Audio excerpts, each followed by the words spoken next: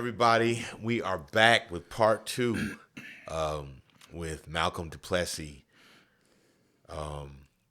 Man, this has been really interesting. We are talking a few days after. This is the Saturday after the election, and the election, which will probably forever be known as America voting against its best self-interest. So a lot of them just don't know it yet. But that's not propaganda. That's not trying to slant it. I wish it wasn't true, but that's where it was. We left off at you made a really, really interesting point, and the point was that white people seem to be much more interested in diversity, or white culture seems to be much more interested in diversity than black cultures and other people of cultures. Other cultures of color. I want to explore what that means. And I'm going to open it up with this. It's not just about the church, because we're both in the entertainment world, but we just happen to work and have had the traffic in church world, as well. And a lot of that, I feel like religion has shaped this last election cycle so much. And the problems that we have, it's because religion has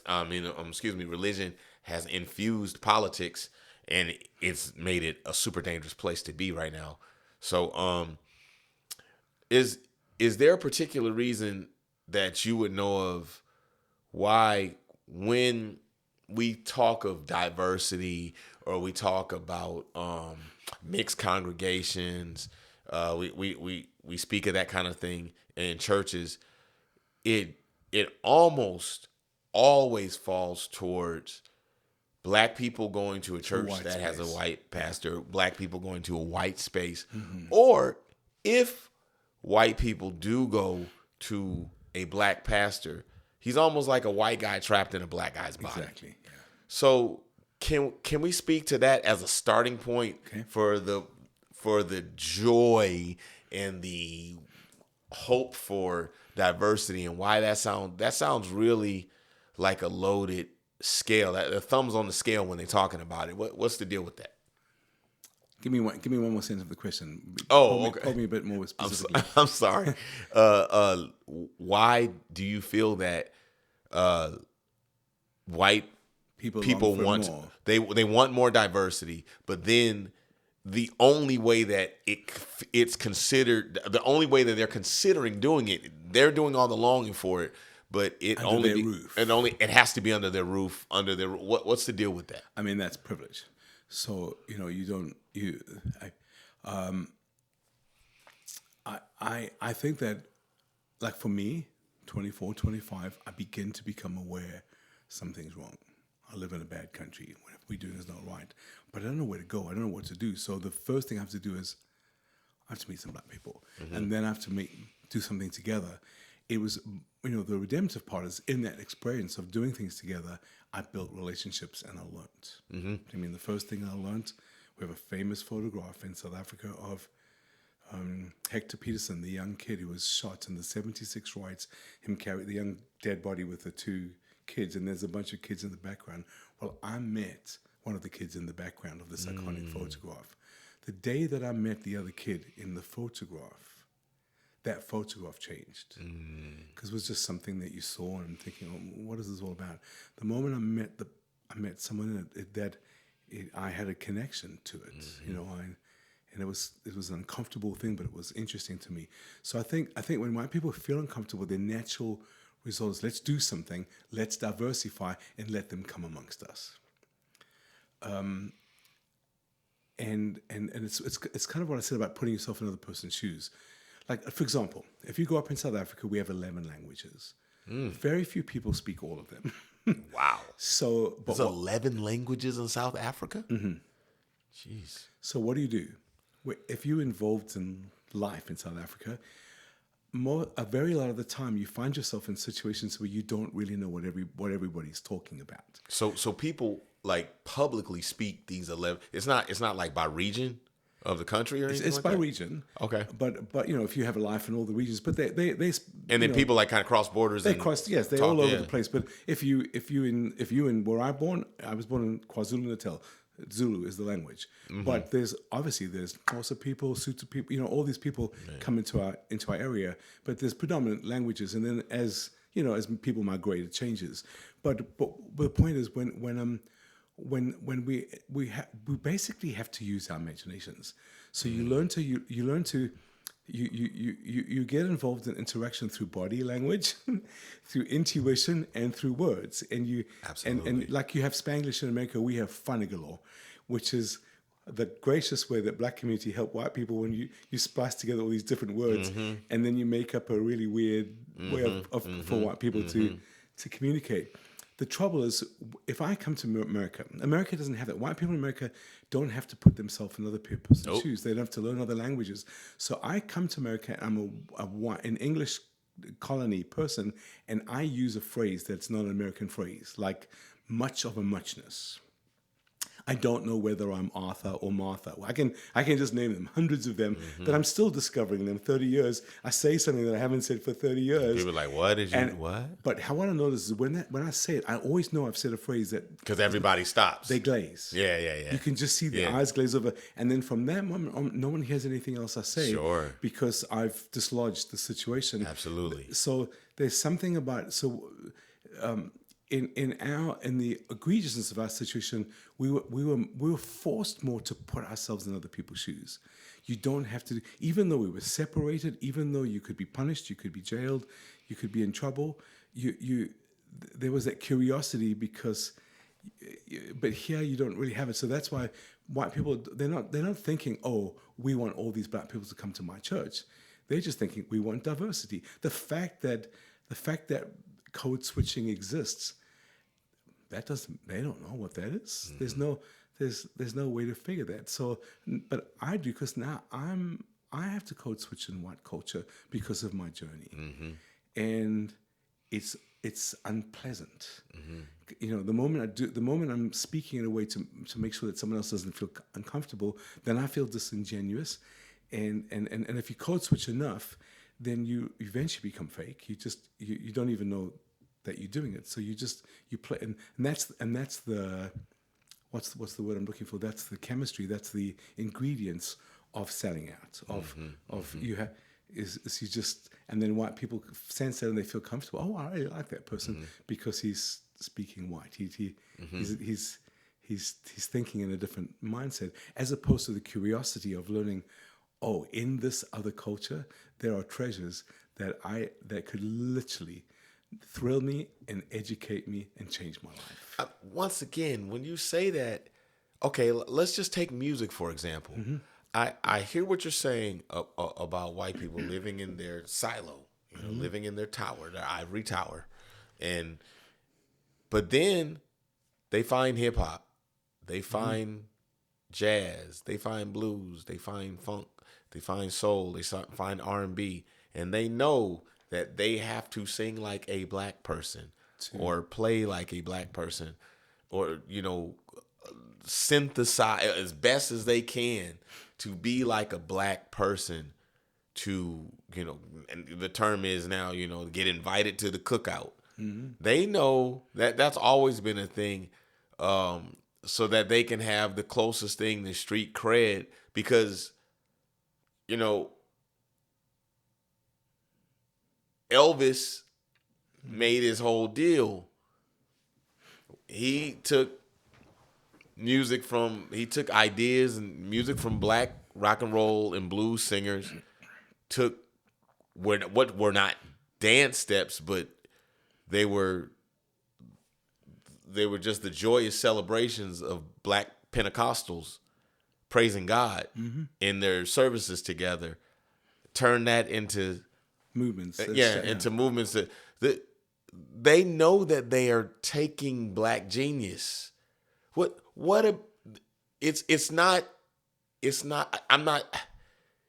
You're not doing it. I mean, I guess I have to ask, is this happening subconsciously? Where are they getting, like, I know I have to go I know if I stay around white people, you'll hear white people laugh at each other and say, "You're the whitest white guy ever, man," or "I play so white," or "I do this, man. I need to be around." They know. So like what and whether they are admitting to give some equity or partnership, or whether they're doing it just to take and rape, they still know how does where is there a I'm just trying to figure out, like, if you're not curious, how you doing that? Taking and raping. Oh, okay.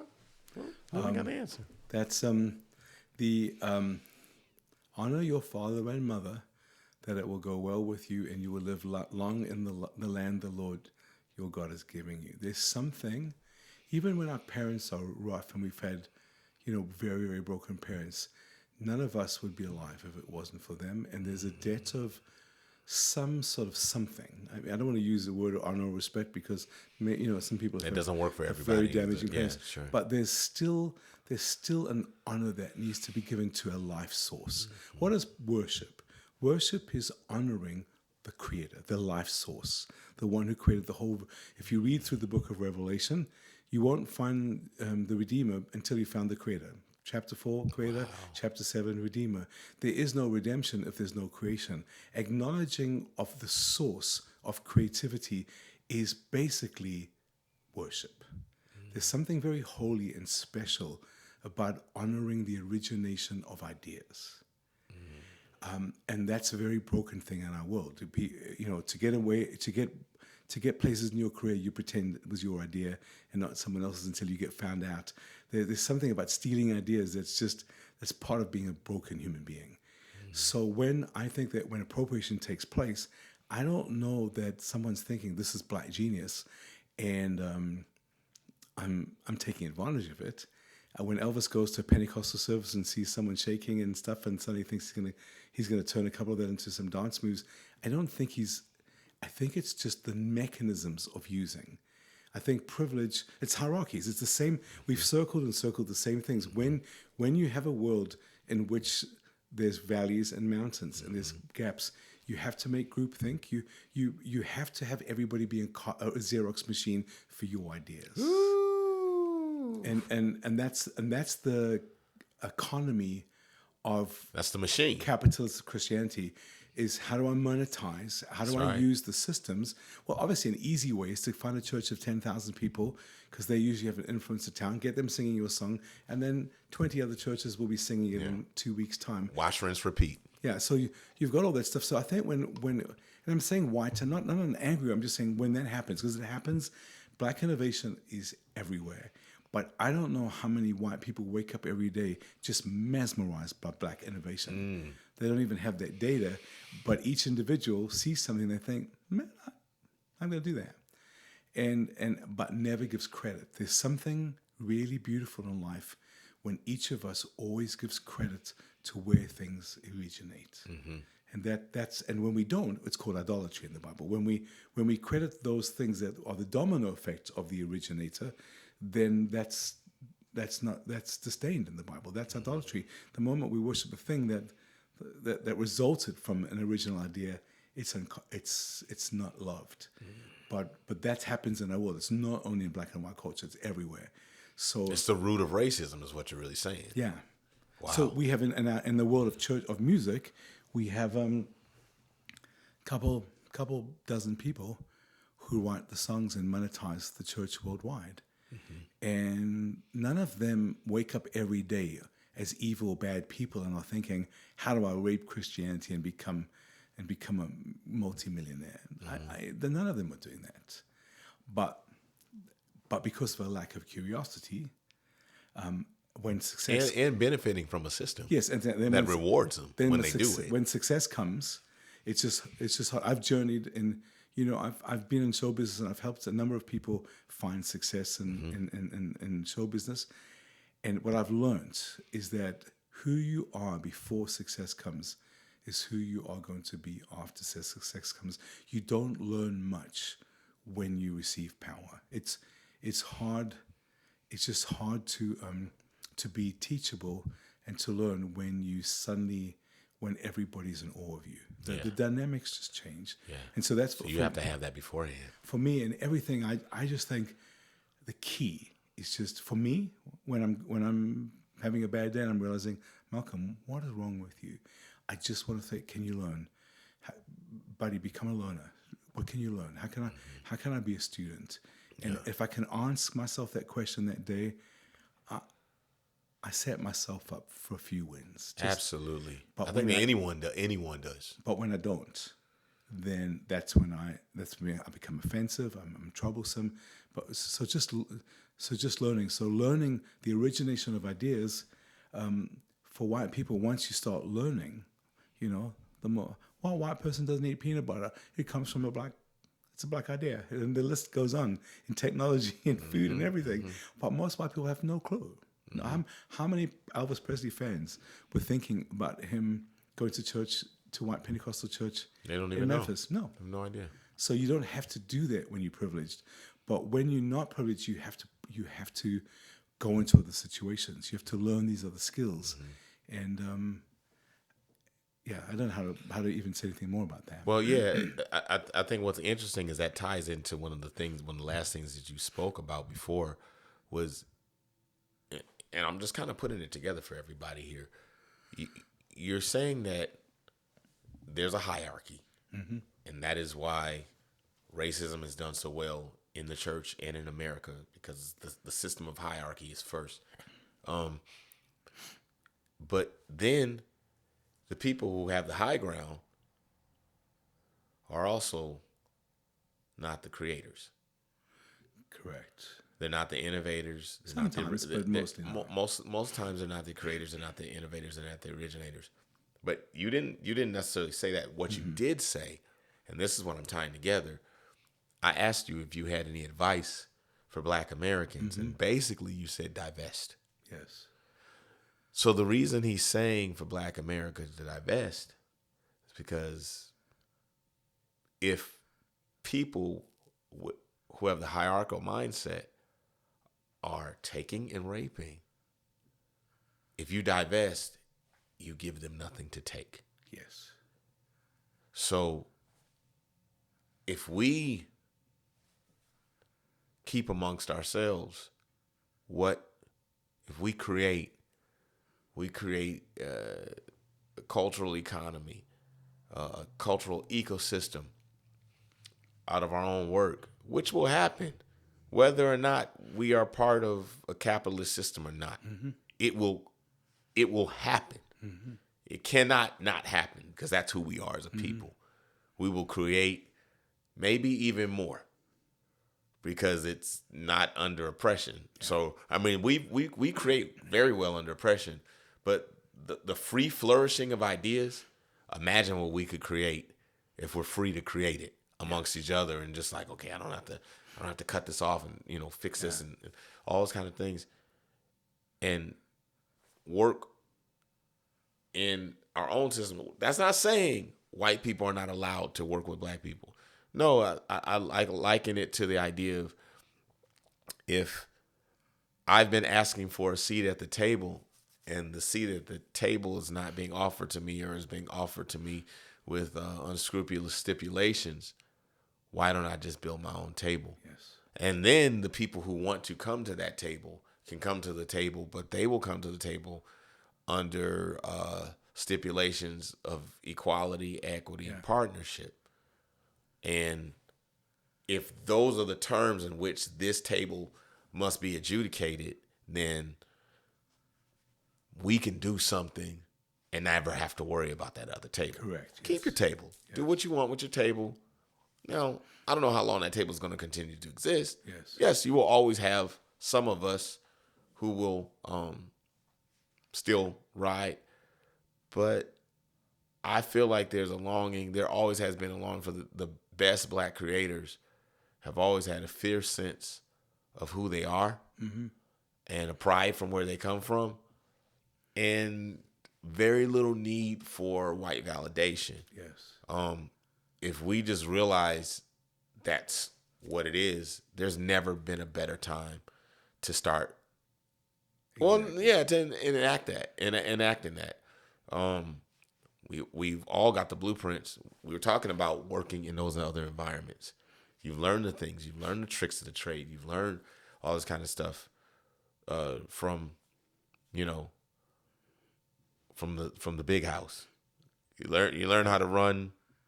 You learn how to run a cotton situation in the big house. We can kind of get our own cotton going on now. And it's time. And it's time. It's time. There's it's just to the white person who's listening to me, just thinking, oh man, you reverse racist. It's no. There are systems and legislation and things that have happened in history that have prevented generational wealth. 100%. So it's not like fighting between this conversation is we talking white and black all the time, but we're not really pitting white and black against each other. What we're saying is because of certain things, this is the consequence on these people. Absolutely. And the time of awakening right now to black equity is now. Mm-hmm. So if the question is, once again, if it's not white and black, if it's just white people, but when there's trust, when there's been abuse, someone's in the church and the pastor's taken money and whatever the case is, when the abuse is recognized, how do you what's the first step to rebuilding trust? Restoration, restitution, reparation. Just if there's a faculty in the offending party to at least comprehend that restitution exists, it's a valid thing.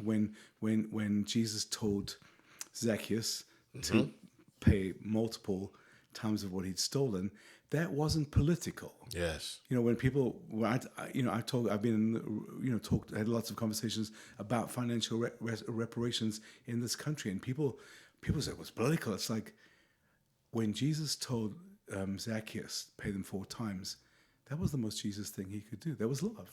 He's saying, no, go back and bless them. Take care of them. Bless that which you've cursed. Yeah. So when there's these disparities, when you see signs of restitution, I don't walk around every day feeling like I'm responsible for every wrong that's happened from white people in the world. I don't know. I'm not wealthy. I've not really I haven't made money, so I haven't raped many people.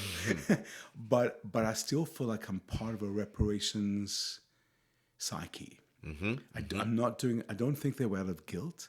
I just know in the bigger scheme of things, wrongs have been done, and to repair the damage is the Christ way. Yes. And so, so once again, what can I do to actually repair the damage? Yeah, and it's not like it's actually invigorating. It's not like a sacrifice. Giving, it's more blessed to give than receive. When you suddenly find yourself an opportunity to help, invest in something that someone else who doesn't have the money to do, it's a thrill. Well, one thing that I know that does exist is one of the reasons so many white people have gotten ahead is because they've had help. Yes. They've had help. They've had socialist style help from white people around them who, venture capitalists who seeded into them. Banks. Thank you. All the different forms of extending credit, financing situation. Those things have happened on a regular basis. Over generations. And you're talking a lot of times out of truth here, what I'm saying, for way more mediocre of ideas, content, and talent. That the black person who's been conditioned to have to jump higher, run faster, and push stronger from birth because there's no help coming. And when you put them next to the white person who's been able to just live their life, and then that person gets help in a quote unquote meritocracy, we're still used to that. We're still used to that life. So when someone says, "Oh wow, that's really a bridge too far," well, it happens all the time. Yeah. You see someone investing in in a talent that's not that great. You see some, okay, they sing just like somebody else. They play just like somebody else. They're I can't tell you how many times I've seen the monuments to mediocrity that exist in the entertainment world that we are in awe of. Mm-hmm. And you actually go to that shrine and you perform within the system of that platform, you feel so empty inside, not because of an emotional appeal, but it's just like, I wanted to do this. And you realize it's not that great. It's not that great because you're like, oh, they made such a big deal about doing this. It's not because there's, everything at the top, there's nothing there. Mm-hmm. But a lot of the things that we thought were that they've been propped up to be great because of, it's not a meritocracy system mm-hmm. where people who get there are the best. Yeah.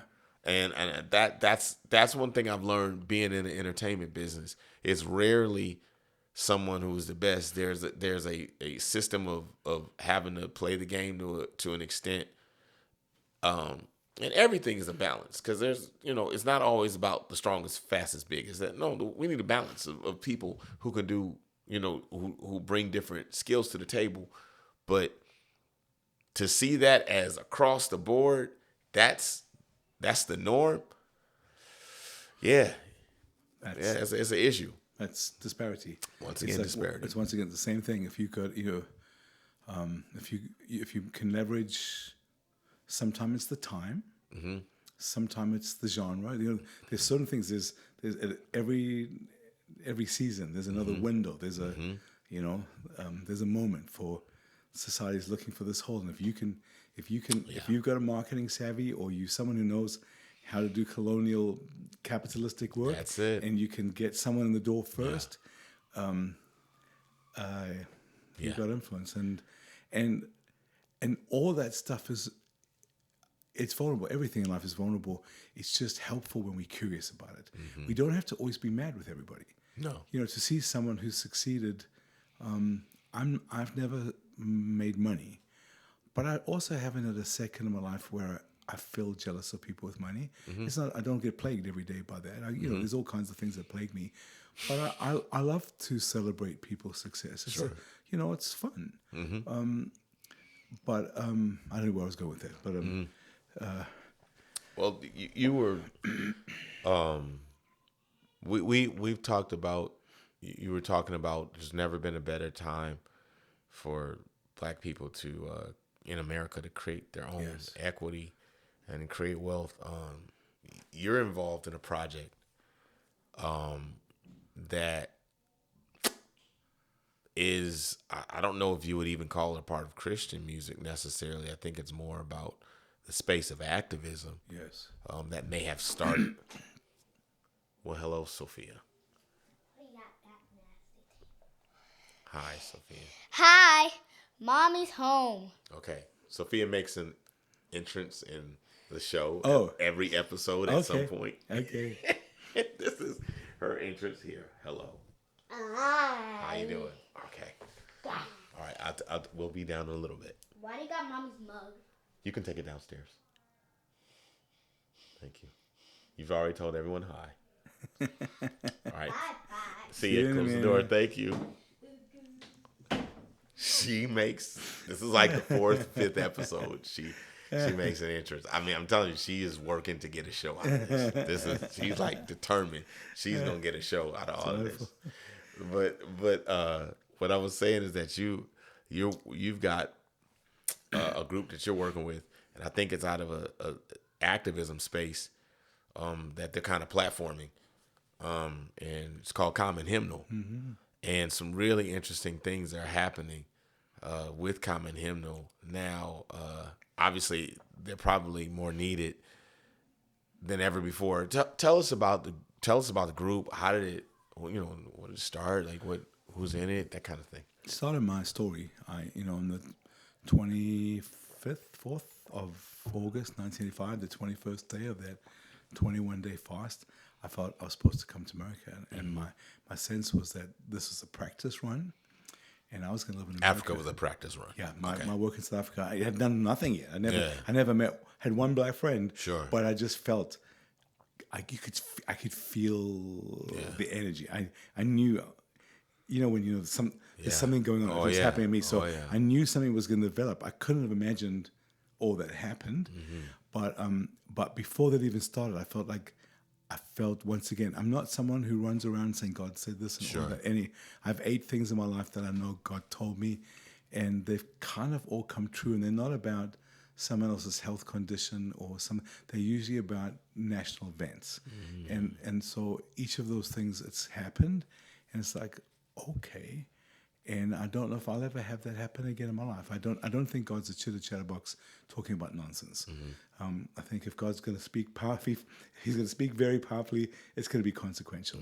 So on that 21st day, I felt I was supposed to move to America, and I always had a sense in the ensuing months that I was going to be an older person telling my stories of what I was about to embark on to a younger generation. So I moved here, and for 20 years. In America, I'm on the lookout for some young leaders that I can encourage, and I don't find them. I don't realize that we need an awakening in America. I don't know that. I'm still learning the culture. I come here. I grew up in South Africa when no black person could vote, no one could own property. If you sold out to white people, you didn't live till the next day. Each street in all of our black areas had a street rep. And if you were found out to be doing something funny, you didn't wake up the next morning. So that's what I know. I moved to America, and I suddenly find out that I'm meeting all these black friends in entertainment. So we didn't have it. When I moved to America, I discover I'm making my relationships in America, many of them will sell out to black interests. That was a learning experience for me. Where were we? What was the question? Where were we going? Oh, I was asking about how did Common Hymnal come together. How did that happen? I have this sense, I move here and I'm expecting to find these people actively doing it, and I suddenly start learning. I think America has a justice-themed culture because the American music that we heard in our country in the 60s and 70s, You heard that, yeah. Where have all the flowers gone? And our white, just whether it was Vietnam or what, we were very, very aware of the presence of all of these. Whether it's what's going on or you just happened to caught the wave of when it was happening. We just knew that was part of American culture. Yeah. Then I moved here and I learned that stopped. Yeah. It took me probably 15 years to figure, because I was convinced I was not exposed to the pockets where it was happening. Gotcha. And I just thought I'm limited in my exposure, but it's existing. I just don't. It's not making money, so it's happening here and there. Right. And then I sit down and I discover, I sat with the head of an urban radio network, and I won't go into everything we talked about, but his opening statement to me was, that there's absolutely nothing like this in Black America. And I'm thinking, surely. Yeah. But so Trayvon Martin, Michael Brown, Ferguson, these things started happening. I'm speaking to a friend of mine, a black friend of mine. 2013, 14, yeah. Now I think this is 2015. I'm speaking to a black friend of mine, and I'm telling the story. And I got to the point where I said, I felt I'm supposed to move to America when it will be more dangerous to live in America than South Africa. And every night on TV, we were watching Ferguson. Yeah. And I saw my friend's eyes just go bigger and bigger. He didn't say anything. Yeah. And as I saw his eyes get big and he just froze, I thought, it's come. It's now. And at that point, that very second, I thought, I can't wait any longer. I have to start the detective work to build something. And I thought what I was going to build I thought I was going to tell my stories to a similar project like I built in my 20s. I told you I did everything wrong. I regret so much of it because it's just a young white person being overly enthusiastic. But I learned quickly in that process. And then I had the most unbelievable opportunities in black culture. So I'm very, very grateful. But I'm here and I just feel like I've learned a little bit more. I'm not in such a rush. And I think we need something and we got to build it. Where do we start? We do a let me invite some songwriters in from the margins. I work in our projects in South Africa. It was black community. It was marginalized people. It wasn't the people who were glamorous or had a lot of business savvy. It was the people who had raw talent and needed a little bit of support to find their space. Sure. So I started the slow journey of doing that for about 3, 4, 5 years, and just building. I started. We did a songwriting camp. I did not know that songwriting camps was going to become a genre. So then people, you're talking about copying. In the next moment, it becomes a thing. Yeah. So everybody's doing public songwriting camps where you charge people or you do it and you long to be there, and it's become a product. Yeah. I just did songwriting camps because I was trying to see where we could join some dots. Sure. So we started that, and then along the way, I'm talking. I suddenly realized, we're now building a catalog of songs. Just over a few years, where these songs popped out that were justice-themed songs: police brutality, sexual abuse, excessive capitalism, etc. And so, through a series of events, we registered this name, Common Hymnal. It's a level playing, all things in common, So we let's build a hymnal. Let's build a virtual hymnal. We're not building artists. We're not going for celebrity or big money. There's no money. And when you write a song about police brutality, you sing it once at a funeral, and it's the most powerful thing that happens. But you don't listen to it on repeat for dinner. No. I'm not going to get playlisted on Sirius XM and make a truckload of money. Absolutely. So then there was never any illusions about capitalism. But but this doesn't exist. Let's do something. And by God's grace, we started something and we've built something. For me, in my 20s, it was about music, multiculturalism, and justice. In my late 50s, it was about black equity.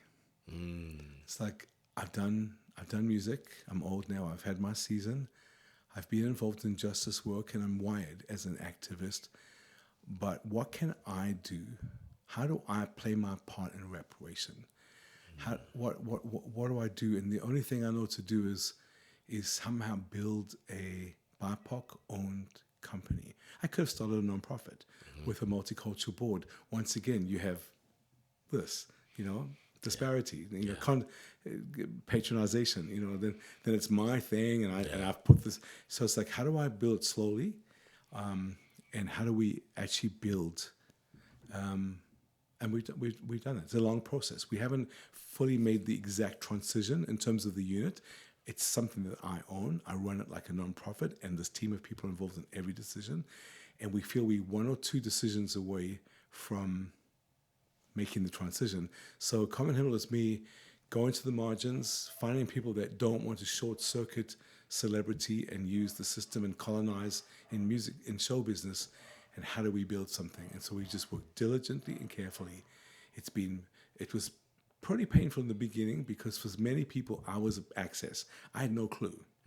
So, I might know a couple famous people that they didn't know, and then they were hoping I would introduce them to them. So I would say we were about justice, and they would enthusiastically agree, but that was not necessarily what they were looking for. So it takes a while, and so, I have regrets and there's clumsinesses, but out of that process, something beautiful has emerged. A catalog with a couple hundred songs in it, and a group of people and a core team.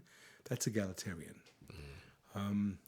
It's a publishing company. In crude music business terms, we're a song company, and we're passionate about writing songs that are not cliched.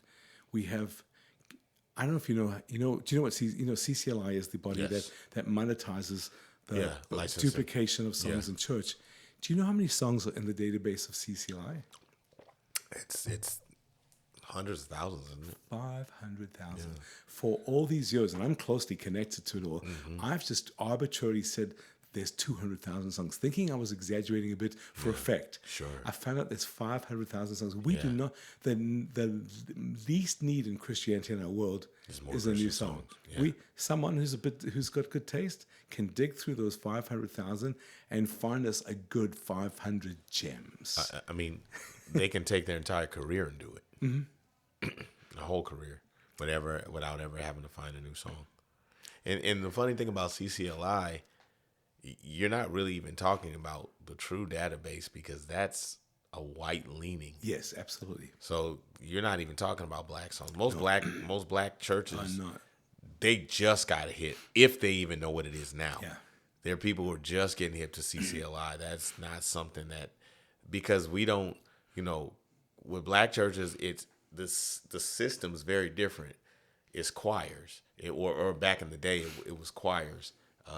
Songs got disseminated by what you heard on Sunday mornings and what you heard at concerts. Absolutely.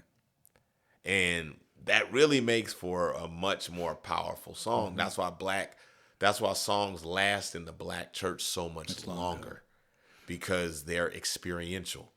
And if I know this one song is a great altar call song, it's going to rock for years. But the funny part about that is too, because it's not connected to CCLI, there are very, very few black churches that are paying publishing rights. Yes. These churches aren't hooked up with CSAC and BMI and ASCAP for performing these songs for these writers. No, people just know, hey, well, when I hear it on the radio, that's my song. I'll stream that song. That's my favorite song. When that artist comes to town, they hope people, come to their concert and buy it, but they know that they have seeded into the body and have created a groundwork for the next generation of artists that will probably be underappreciated just as they were for the rest of their life, but they are the lifeblood of now what is no longer just black gospel music, but it's going on. Gospel's the new jazz. Mm-hmm. Gospel music has gone on to seed the life of all the other music forms. Now, I was just speaking to someone from South Africa, and they were talking to me about the absolute wonder that they have in black gospel in South Africa now. And when I was just talking about just me being, my background in that, they were just like, what? And it was, it was crazy. It's like, how do we mine that? How do we do something with it? Because they're realizing like that's where all the creativity in music is coming out of that. It's coming from that place. More of the reason we should be doing what we do. Well, Common Hymnal is not about CCLI or about monetizing. Mm-hmm. Would we love to have a little bit of money so that we can do our work easier? Yes. Mm-hmm. But we've just made sure that the values that we have are entrenched, and people who don't share those values generally will move on. Sure. If anybody who's looking for a quick fix to make it big, they won't last long. No, it's boring. It feels futile. It's too slow. Etc. It's not my. Yeah, I need a quick rise. But so essentially, for the most part, it's building a catalog of content that fuses praise and protest. Remember, I said earlier, Jesus full of grace and truth. There's affirmation and challenge, and both of them. Jesus wasn't 50% grace and 50% truth. No. He was full of both grace. Just as he was fully God and fully man. That thing is always a double thing. So developing that, obviously I initiated and I go slowly. We have a team that I'm slowly becoming the consultant to, which is what I've done for 30 years. And there's a team. The reason I know that I've become the consultant is Nabil is one of our key leaders, and I knew some time ago when I started texting him and said, "How about this?" His normal response when my ideas are not going to fly, it's like, "YWM, what do you mean?" And then he says, "No, let's not do that." Wow! And he doesn't have to explain. The moment I realized the vision I had was working was when someone at Nabil doesn't have to feel like he has to explain to me to make me feel good. Gotcha. The moment he's saying, "No, we're not doing that," I know that. Yeah. The scales are balancing. Yeah. And this young man is rising up as a leader. He's coming up off the training wheels. And he's not so the only thing I bring to the picture is not white access. I bring 40 years in music business. We're not pursuing the white spaces. Yeah. So we're not pursuing to be the multicultural worship phenomenon, which ends up just becoming the machinery for the loss of the genius of black music, like chord progressions, blah, blah, blah, blah, blah, blah, all of that stuff. You got a hot take that I wanna talk about for a quick second, if you don't mind. You got a bit of a hot take to me on multicultural worship. You kind of alluded to it. Share your feelings about multicultural worship. I think that there's a reason that Jesus came when he came, before Facebook, before technology, before airplanes. And all the messages of the Bible are fairly simple. It's a very simple religion. And when we cared for our neighbor, it was the people down the street. You know what I mean? If that meant it was a Samaritan, then it was a Samaritan. We were never under the pressure to suddenly people say we need unity in the church, and you think there's 2 billion Christians or however many it is, we're going to get them all to be on the same page. That's ridiculous. But when you talk to the village of Capernaum with just 100 and something people, yeah, let's get them together. I don't think we. So the issue I have with multiculturalism is not necessarily multiculturalism. Most of the issues to me have to do with the metaphors of the machinery before we get to the subject matter. So like to say we have to have multicultural worship implies that we always have to have worship. I think that we have too much singing in Christianity. And that's my most provocative view in my whole life. I've read the Bible. I'm not a scholar, but I'm familiar with the canon of Scripture, and I don't know an example of a group of people getting together to worship for a time of worship. The nearest thing you have is Hebrews, which says, don't forsake the gathering, but didn't say, don't forsake the time of worship. And I know that the time of worship began. The idea of the seamless set of worship in the Western world began in 1979 in Yorba Linda, Placentia, California, John Wimber's church. The idea of a worship being a seamless set of songs strung one to the other is a 45-year-old idea. Prior to 1979 and 1980 and John Wimber becoming the most influential shaper of the foundations of contemporary worship, we had various liturgies. You had, Anglican liturgy. You had Pentecostal liturgy, where you shouted at your favorite number and you did special requests. You had Black church liturgy. You had the liturgy of yelling at everybody, telling the stories. There were all these different, but they all involved an interaction of spoken word and singing. And then the tradition of the Black choir. Yes, is its own space. So it's before the message. Someone would sing a song. That's definitely a tradition out of the Black church.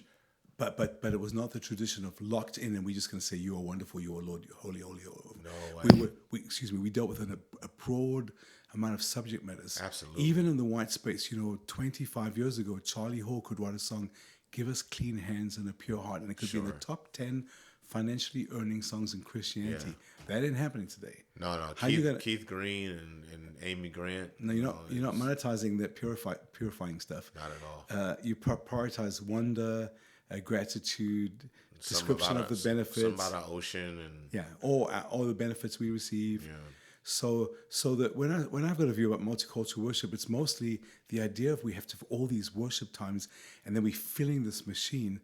If in the book of Nehemiah, they had progress with the wall. They were vulnerable. They were in disgrace, and they made progress. And they got together. They gave God thanks, and they responded. David was caught out by the prophet Nathan for, lying, and at that moment he fell down and he worshipped. Jesus appears after he was resurrected to the disciples, and they fell down and they worshipped. There's worship in the Bible is an interactive event that's a direct response to the involvement of God in our lives. Not, it's 10 o'clock on a Sunday. Now, come on, people yell and scream. Could you imagine if every married couple in the world had to make out at the same time every Sunday?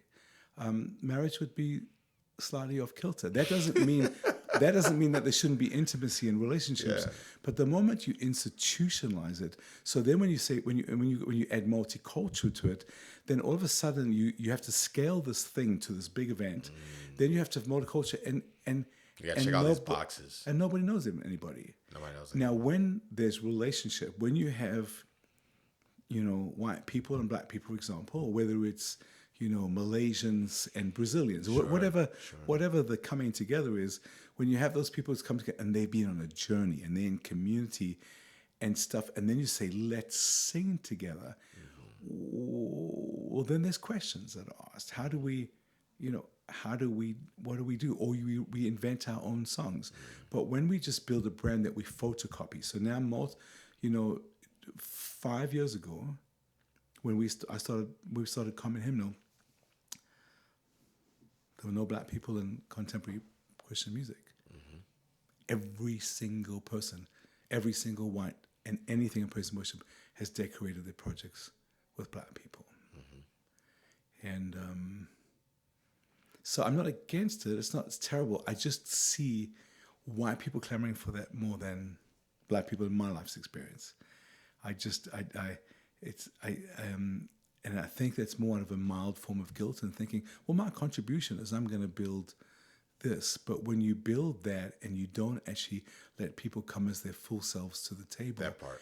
and you actually care about those things and dealing with that, when you make people who are oppressed and have been sidelined and disenfranchised just sing wonderful songs and not be able to grieve when a family member's shot. We have nothing in the canon of what we sing that allows for those things. And if someone feels like that, like this week, there's a bunch of people in America grieving, and there's a bunch of white people saying, don't be political. It's like, why would you say don't be political when you're crying? Just when you're crying, you say clumsy stuff. Even if someone said something clumsy, there's people that are sad. Why come lecture them? So my issue is just when we scale. I don't think Christianity is meant to scale. And unfortunately, America is the genius of that. So here's where if I got a message, I got to get it out. If I can kill 100 birds with one stone, I'm serving Jesus better than I was doing before.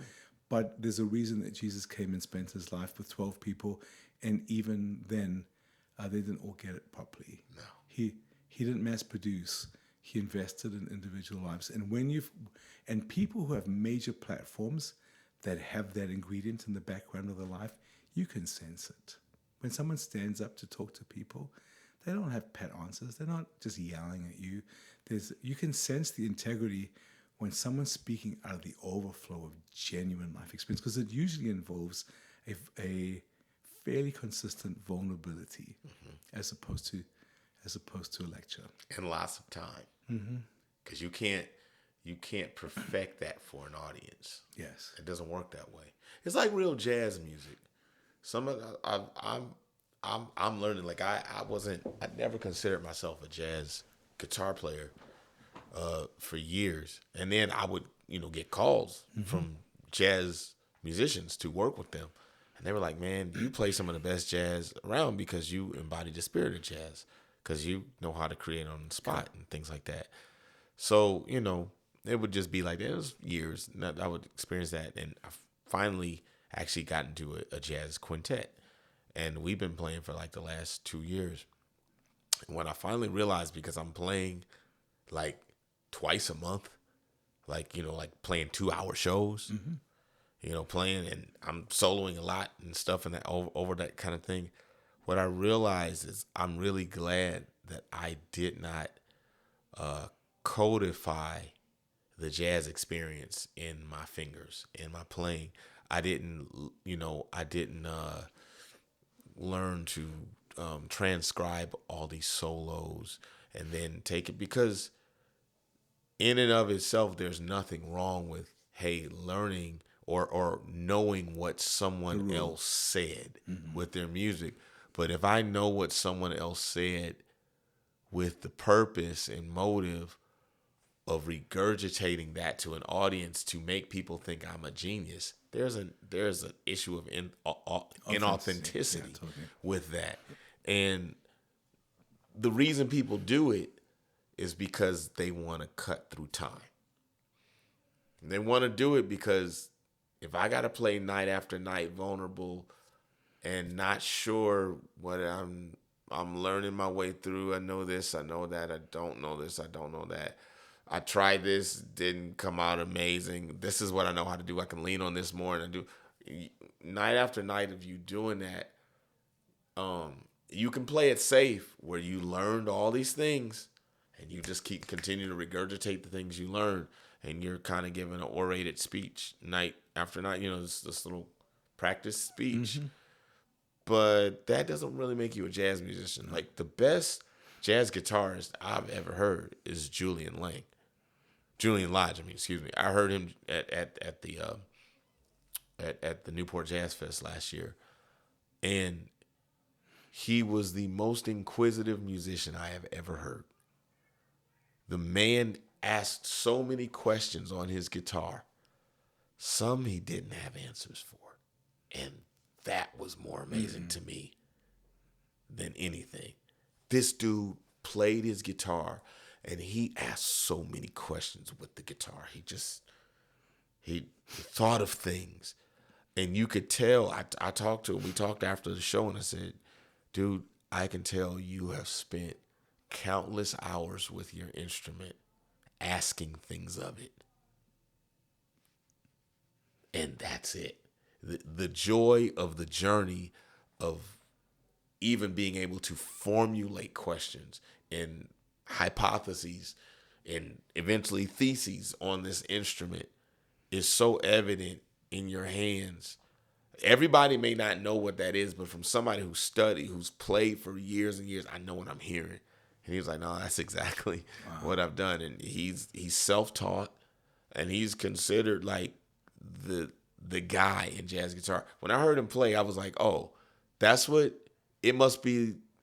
I think I know what it was like for people to hear Hendrix. It was that amazing to me to listen to him play, because he was doing things with the guitar. It was like nobody was going after that kind of stuff before, and that's what made it so cool. Like, that's jazz, that's freedom, that's music, those are ideas, and it was so gorgeous to hear and so refreshing.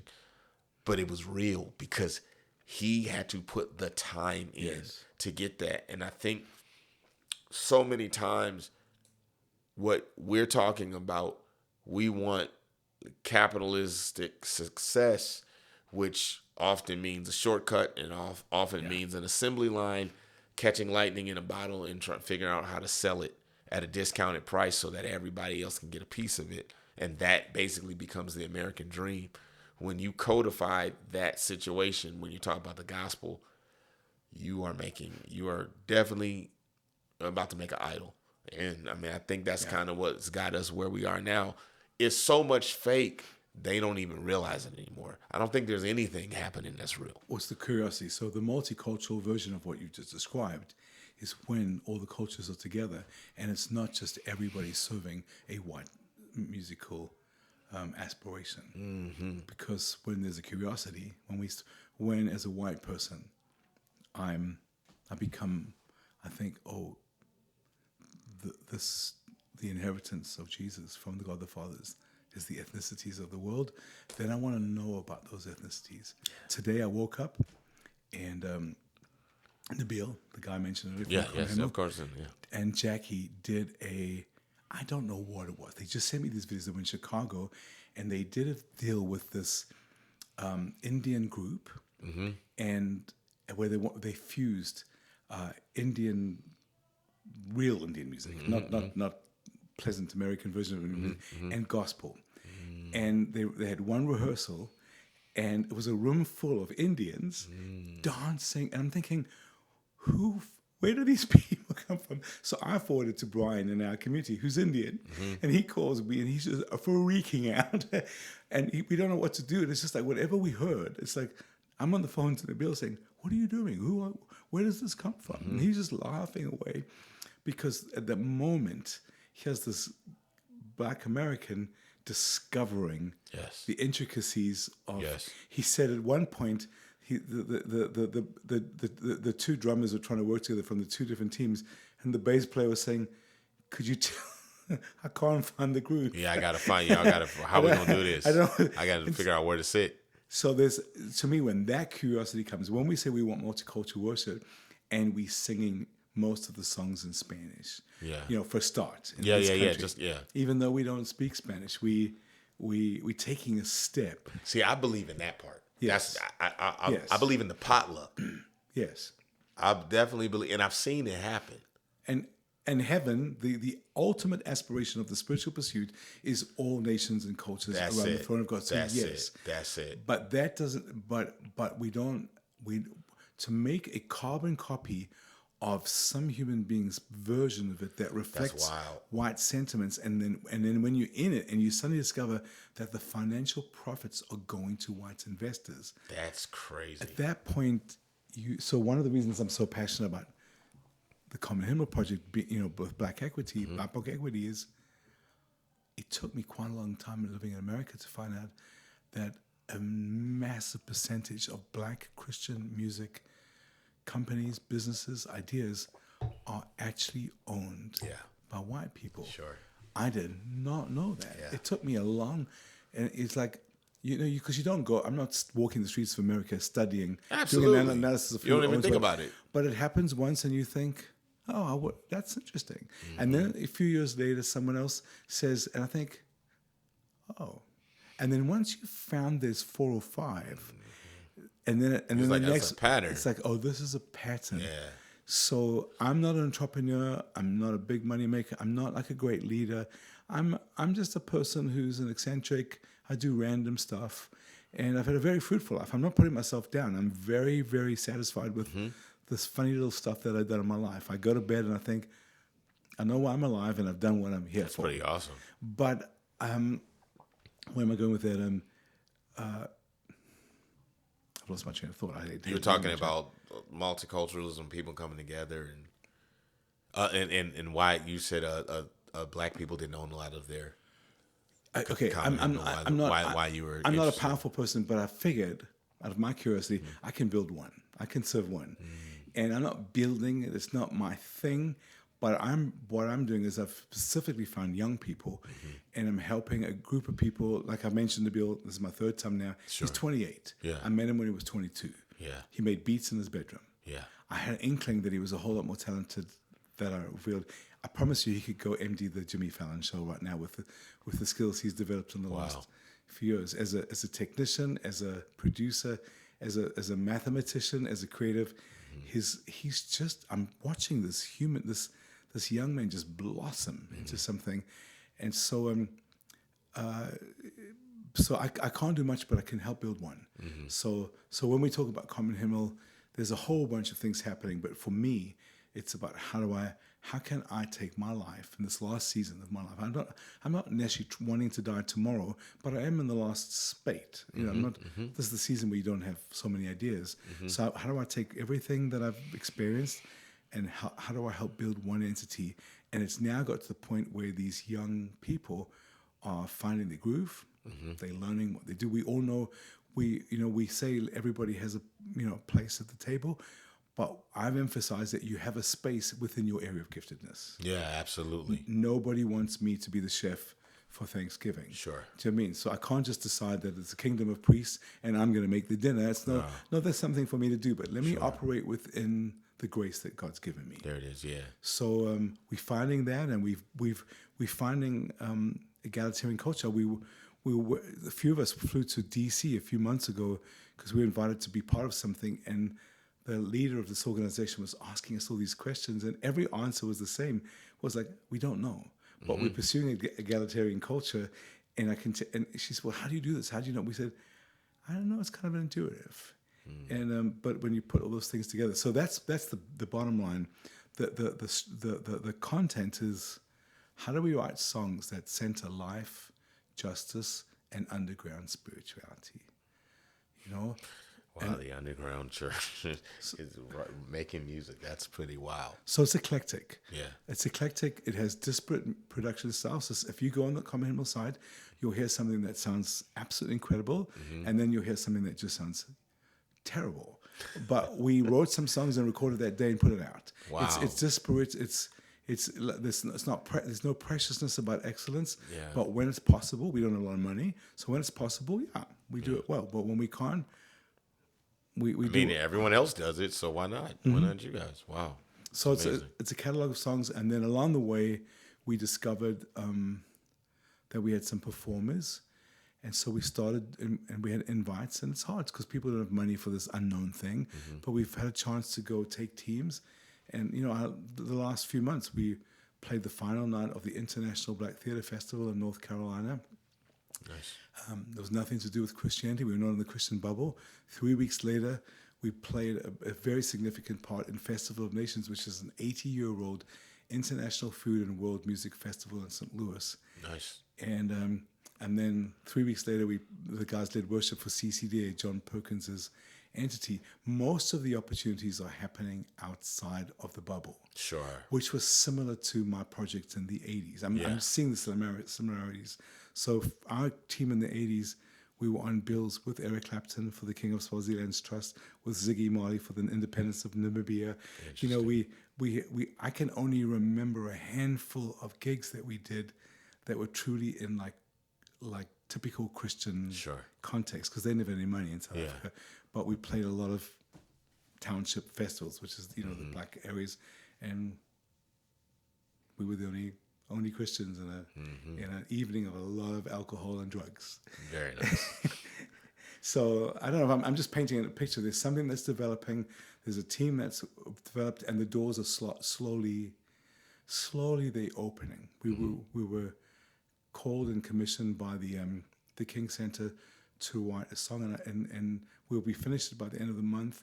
And then, depending on how they respond, it will be sung at MLK Day at the King Center.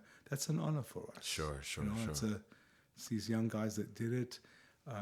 We just getting more and more opportunities like that, and opportunities way outside the subculture. It's awesome. Was that too abstract? No. I mean, that's exactly that's amazing. I've gotten a chance to work with you guys on a couple of songs, and I've got, I really wasn't hip to Common Hymnal before. And then getting to work with you guys, it was really cool, and the bill's great watching him grow, and like you said, he's so inquisitive, and he's a sponge. And I was thinking back when I started in the music business, some 20-some years ago.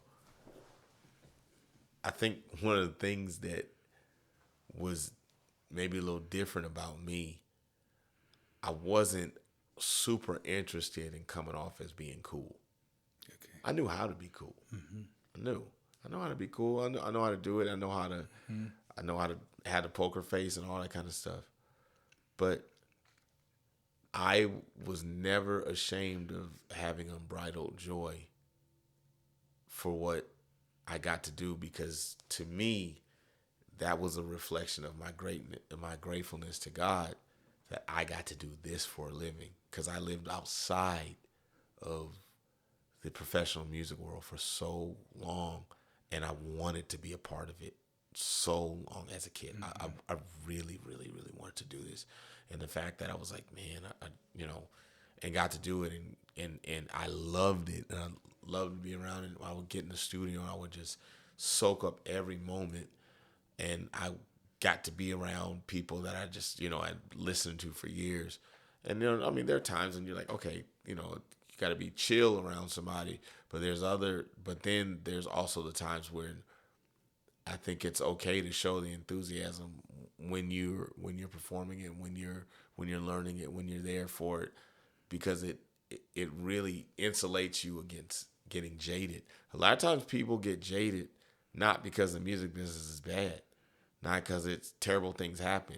They get jaded because they were forced to lose their joy, or they thought you don't realize that joy and that gratitude insulates you from so much that could otherwise distract you from where you're supposed to be and what you're supposed to do.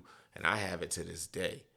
And I still have a wonder, and I love what I do, and I try to learn from everyone I'm around, because I still go like, I get to do this. I still feel like when I'm pinching myself in moments where even I would want to complain because I've got this awesome first world, diva musician problem. I go like, what are you talking about, man? Do you remember what it was like when you blah, blah, blah?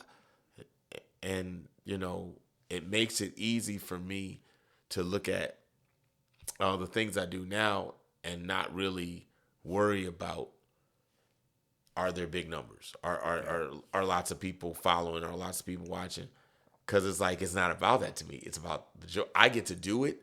No one's pulling the plug. And if anything, I'm incentivized to keep going, whether it's externally or intrinsically. I'm getting incentivized to keep doing this all the time. That's enough for me to go like, yeah, I'm supposed to do this. And it makes it so much fun when you don't chase success. Mm-hmm. When you don't have to chase successes, this game is a totally different place, and no one can control you either. It's a beautiful place to be, because you're like, I think I'm where I'm supposed to be, and you just leave it at that. And I see that in the bill, and I see that in the people in I see that in the people in Common Hymnal, that they love it. I see that joy. I see that wonder. I see that excitement. I see that inquisitiveness in them that just seems endless. That it's just something you go, yeah, they're here. It's always going to come to them fresh, because they love it, and the joy, the wellspring that they're pulling from is pure, and keep it pure. And you don't have to worry about where you're going to go. You can't chart the path. No. You can't chart the success. It's not up to you. Even if you have your 5-year plan, you think you've already heard about what you're supposed to do. I might know A, and I might be shown B, but how to get to A to B ain't none of my concern. I might take a helicopter. I might get transported in the blink of an eye to it. I don't know how, but it doesn't matter if you're sitting up there trying to matriculate that path on your own. You're doing stuff that's outside of your wheelhouse. Mm-hmm. Your job is to just do the work. And I see them doing the work, and I hear you saying that about them. And I think when you take that mindset, you don't have a ceiling on what the success can be. In a week like this week, Common Hymnal feels very meaningful. Absolutely. We're not celebrating. No one's thinking, what an opportunity. Nope, we're in a crisis. One of my phrases, it's part of our culture, is the goal of the music is to two things. One, comfort the disheartened, and embolden the courageous. Awesome. And so at this point in history, we have a lot of people taking care of a lot of stuff. Mm-hmm. All the people that are who are thrilled with the results of the week, sure, and are yelling at everybody else, are just not able to read the room, mm-hmm, basically. Mm-hmm. But there's a whole bunch of content coming out for those people to celebrate. Sure. But there's people for whom, for me, it's dishonesty. If I've learned in my life that I can give the benefit of the doubt for lots of stuff. Mm-hmm. But if you serially just lie to me, at some point I just think, you know what, I'm old now.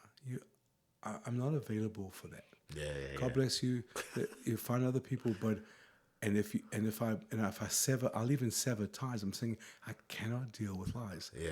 And if you decide that I'm divisive or mad or bitter or something, I don't really think about it too much, because no, I don't have to tolerate that.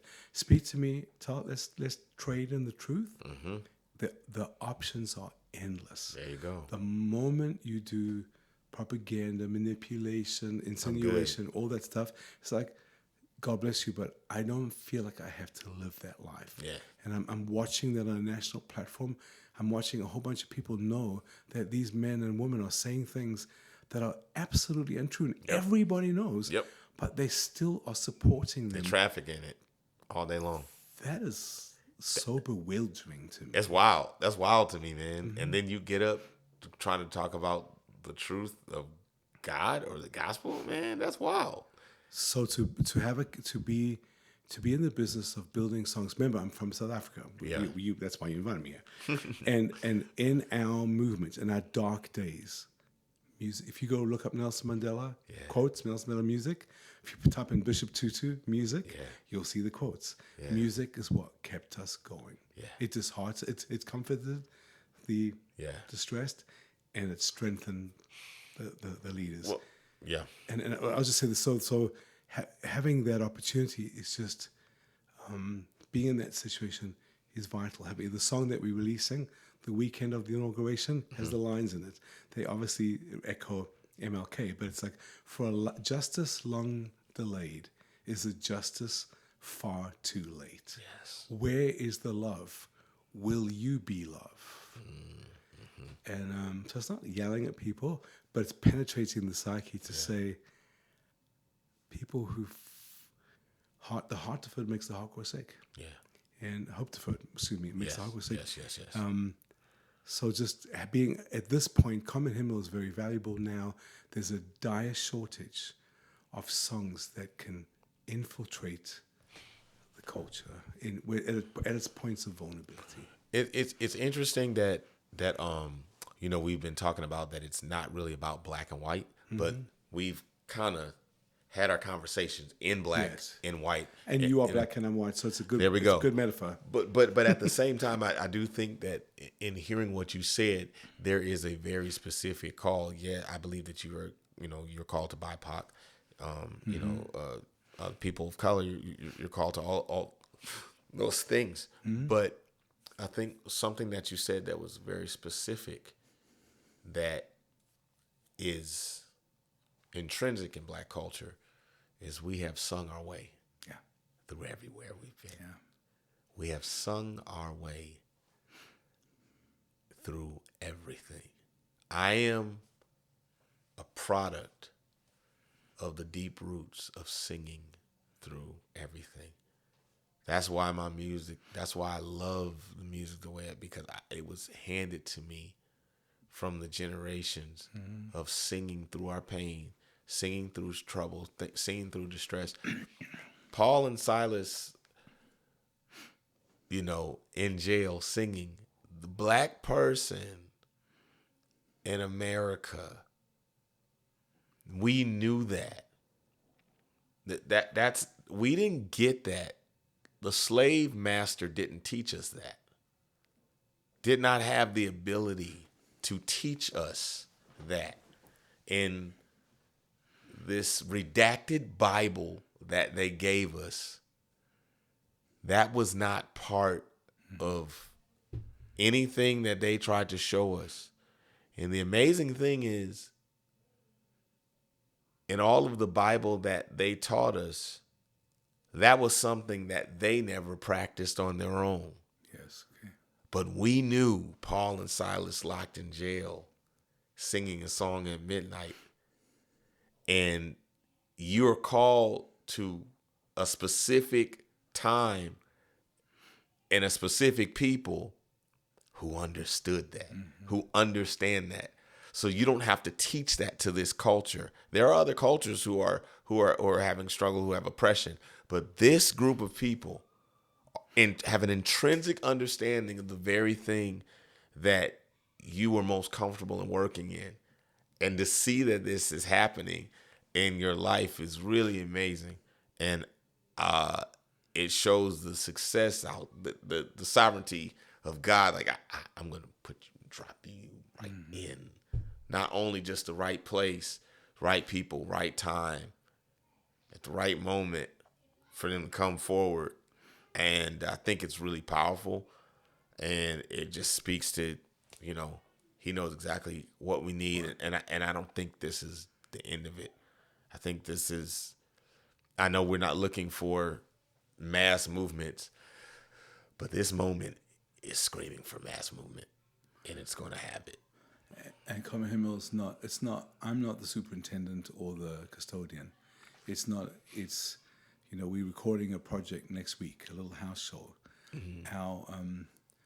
Our producers are black. The engineer is Kenyan. Oh. Not even someone from America. The video director is Nigerian. Wow. And it's just, all of this is in the hands of other people. This is not white people getting a thrill and decorating their lives and stuff. It's Getting their badge. Yeah, they it's a great team, and one of the songs, I'm going to names drop, but one of the songs that we're doing is a redo of something that I was able to do with our project in 1990. 1988 was the first time we did it. We did a medley of a Zulu church song, Tula Sizwe, which says, "Be still." Tula Sizwe, Jehovah will call on Ngobela. Be still, nation, do not cry. God will come to your defense, conquer on your behalf. But what we did in the political movement is we took God out. So instead of saying "O Jehovah," we would sing "O Mandela." And so we redeemed the spiritual part of the song and medleyed it in 1988 in the dark days of the South African state of emergency with the song that Dylan wrote for MLK, "I Shall Be Released." Oh yeah. And then I was able to record it with the diva of South Africa, and I had the privilege of working with Nina Simone when I was 30 years old. Awesome. And we did that song together, and then we did another project, and we're recording it again next week. Wow. And at this point, we're wanting to introduce into this culture the simple overflow of protest culture from our country. Yeah. And with the developments this week, that just feels more meaningful. Sure. I don't know that there's been great, like, I've lived here for 30 years. I don't know that people are falling down. Mommy said I could ride down the stairs. Okay. Let me. And I'm going to go down the stairs with my bunny. Okay, go for it. Thank you. Close the door. Say that last thing again. Why did I start the sentence? I don't think. I don't think that for 30 years people would fall down dead and think, "Oh, he's from South Africa, he's going to be interesting." I don't think people even know or care. But somehow in the last little while and in this week, it feels like that story, it's becoming more apparent that it's relevant. It's very relevant in this situation. Yeah. And so it's just interesting because it's a generation ago. No one who cares about that now. But there's something in it, and music. Music was not only the impulse, but it was also the organizer, the local. It's the music that organized our activities. It got us going, and I learned that from Sekou, Reverend Sekou, and Latasha Brown about music organizing. How organizing music was. That's music, being the organizer for activism. And how that I've learned that from working with them so much, how strong it is, and seeing it on so many different stages with people literally all over the world, how it has the ability to organize. Yeah, it's really powerful. Really powerful. So, Phil, that's what I'm involved in. Man, well, that's a lot, and it's powerful, man. Thank you for doing this show with us. This is a very special episode, and man, I think we're gonna this is gonna come out like really, really, really soon. Obviously it's a 2-parter. Thank you for your time. Thank you for sharing your wealth of wisdom, and I'm interested to see how this affects people, how it touches people. Maybe, and truth is, I don't really watch. I don't look out. I just we put the show out, and I'm doing it, and it's here. But I do get feedback, and one of the advantages of coming from the third world is I don't believe that I'm only meaningful when I do something enormous. That's very powerful. So I'm indoctrinated that you have a few good days in your life. Yeah. And so I don't say that like in false humility or some spirituality. Sure. Like if one person hears it and it's helpful, man, this has been time well spent, because the multiplicative effect of that person's. Absolutely. If this time causes someone else to become more curious and start reading and asking questions, we've the potential for every time we set up one domino, they spread in multiple directions. That is why Paul said, one waters, Paul plant, Paul waters. God gives increase. Yeah. That's there. I mean, he was literally speaking about a seed. So that is one particular seed and one person. We don't go after the one. We like the masses these days because, you know, give me my capitalism with my Christianity these days, or just my religion at all, because I got to reach the masses. Yes. Otherwise, I don't have a call. So that is its own powerful thing. Yeah. But man, thank you for sharing with us. Gotten so much out of it today, and I hope other people have. It's been a great show. Everybody, this is Malcolm Du Plessis, and he's my guest. And I'm Gtar Phil for the Gtar Phil Show, the GPS for Creatives. And we'll see you guys next time. Peace out. Thanks a lot.